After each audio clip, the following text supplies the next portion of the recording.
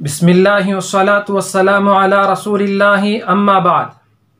محترم ناظرین، اللہ کا کرم ہے کہ اس نے مجھے اور آپ کو ایسے لاک ڈاؤن کے ماحول میں بھی گھروں میں اطمینان سے کھانے پینے کا انتظام کر رہا ہے، چھت کے نیچے آرام دہ بستر پر سونے کا انتظام کیا ہے۔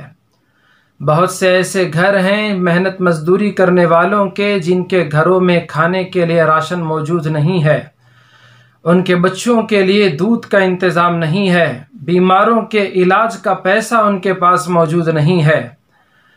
ہمیں ضرورت ہے کہ آج ان کے کام آئیں، ان کی ضرورت کا خیال کریں، ان پر خرچ کریں۔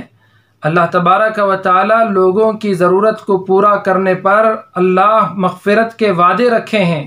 حدیث میں آیا، رسول اللہ صلی اللہ علیہ وسلم نے ارشاد فرمایا کہ بنو اسرائیل کی ایک فاحشہ عورت راستے سے گزر رہی تھی، ایک کنویں کے پاس پیاسے کتے کو دیکھا، پیاس کی وجہ سے جس کی زبان لٹکی ہوئی تھی۔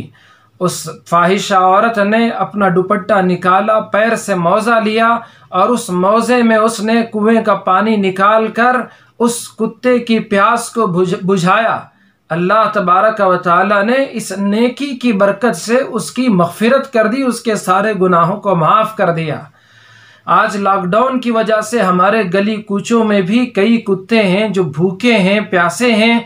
دوسرے موقع پر انہیں گوشت وغیرہ دکان کے پاس، ہوٹلوں کے پاس کچھ ملتا تھا، لیکن آج انہیں نہیں مل رہا ہے۔ آپ ان کا بھی ضرور خیال کریں، کچھ بسکٹ خرید کر، روٹی خرید کر ان کو ڈال دیں۔ ساتھ ہی ساتھ ذرا غور کریں، کتے کی پیاس بجھانے پر مغفرت کے وعدے، تو ان بچوں کے دودھ کا انتظام کرنے پر اللہ تبارک و تعالی کیسی مغفرت نہیں کرے گا؟ ان بیماروں کے علاج کا انتظام کرنے پر اللہ تبارک و تعالی کیسے ہم سے خوش نہیں ہوگا؟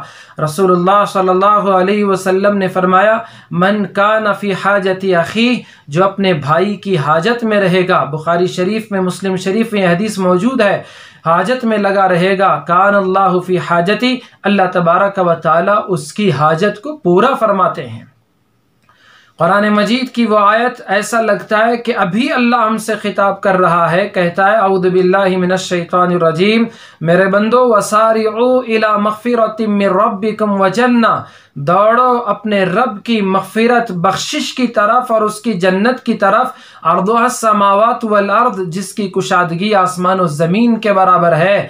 اور اللہ نے فرمایا کس کے لیے ہے؟ اعدت للمتقین، یہ متقیوں کے لیے تیار کی گئی ہے۔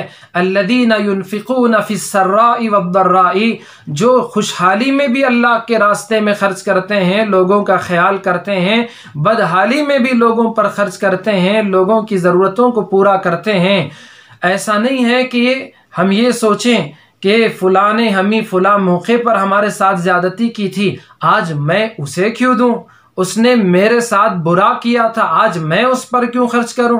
فلاں نے میرے بارے میں برا کہا تھا، اس لیے آج میں اسے کیوں دوں؟ اس کو ختم کرے۔ اللہ نے اس آیت میں آتا ہے، وَالْكَاظِمِينَ الْغَيْظَ، جو غصے کو پی جانے والے ہیں، وَالْعَافِينَ عَنِ النَّاسِ، لوگوں کو معاف کرنے والے ہیں۔ آج لوگوں کو معاف کرو، آسمان والا تمہیں معاف کرے گا۔ اپنے غصے کو پی جاؤ اور پی کر ان نفرتوں کو بھلا کر ایک دوسرے کے کام آؤ۔ اللہ کہتے ہیں، وَاللَّهُ يُحِبُّ الْمُحْسِنِينَ، میرے بندو تمہارے یہ احسان اور حسن سلوک کی ادا مجھے بہت پسند آتی ہے۔ تو اب ضرورت ہے کہ ہم ان کے لیے راشن کا انتظام کریں، جن کو ضرورت ہے، جن کے ہاں دودھ کی کمی ہے اس کا انتظام کریں، لوگوں کے کام، اور ضرورت ہے آج خرچ کرنے کی۔ لوگ انتظار کر رہے ہیں کہ ابھی رمضان میں دیں گے، 1 رمضان آئے تو خرچ کریں گے، 10 رمضان آئے تو ہم دیں گے۔ جی نہیں، اب ضرورت ہے وسارعوا، دوڑ کر یہ خدمت پوری کرو، اللہ کی رحمت میں تم آ جاؤ گے، اللہ کی مغفرت تمہیں ملے گی۔ وسارعوا الی مغفرۃ من ربکم وجنۃ عرضها السماوات والارض، آج ضرورت ہے کہ ہم لوگوں کے کام آئیں۔ اب میرے بھائی انتظار نہ کرے رمضان کا اور دوسری باتوں کا۔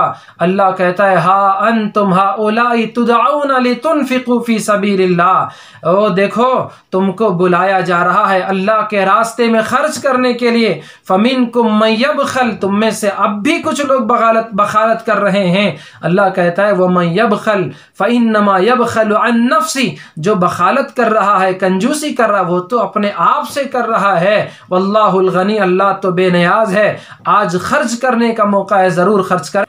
اور یہ لاک ڈاؤن کے موقع پر کی جانے والی سب سے بڑی نیکی ہے کہ آپ لوگوں کی ضرورتوں کا خیال کریں اور خوب اللہ کے راستے میں خرچ کریں۔ اللہ تبارک و تعالی مجھے آپ کو عمل کی توفیق عطا فرمائے۔ آمین۔ وآخر دعوانا ان الحمد للہ رب العالمین۔